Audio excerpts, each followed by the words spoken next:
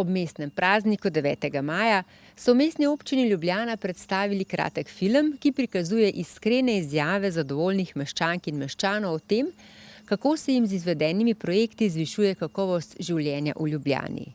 Z vsakim novim uresničenim projektom jim Ljubljana daje več.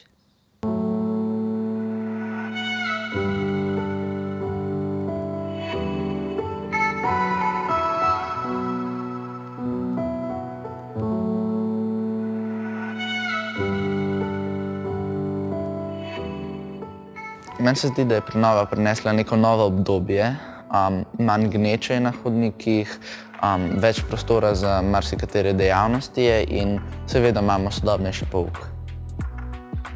Prenova Tržaške in njenih kolesarskih poti se mi zdi super, ker tako omogoča bolj varno vključenost v promet in se mi zdi, da se bo tako več ljudi odločalo za pot v službo ali pa v šolo s kolesom.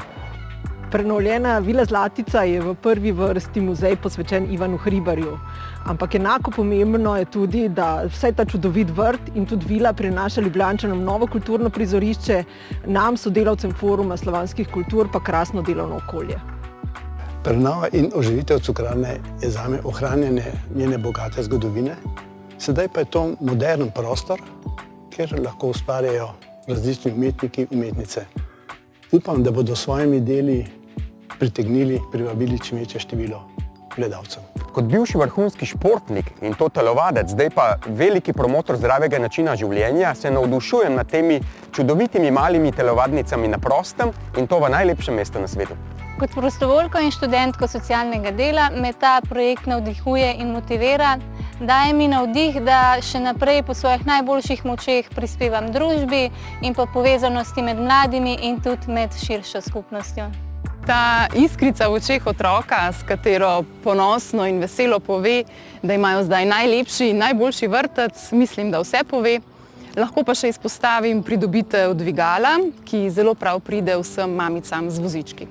Soseska nam pomeni veliko, se nam ponuja veliko možnosti za rekreacijo, za sprostitev. Zdaj imamo v bližini veliko parkov, pa tudi za najmlajše je zelo dobro poskrbljeno. Vrt mi v urbanem okolju omogoča pristen stik z naravo, druženje, delo z zemljo in seveda pridelavo lastne ekološke zelenjave. Izredno pozitivno vpliva pa tudi na mojo vnukinjo, ki se preko vrta spoznava z naravo.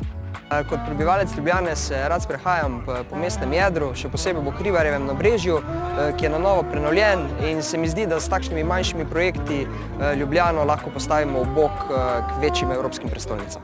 Po dolgih letih pričakovanj imamo končno novo sodobno zavetišče.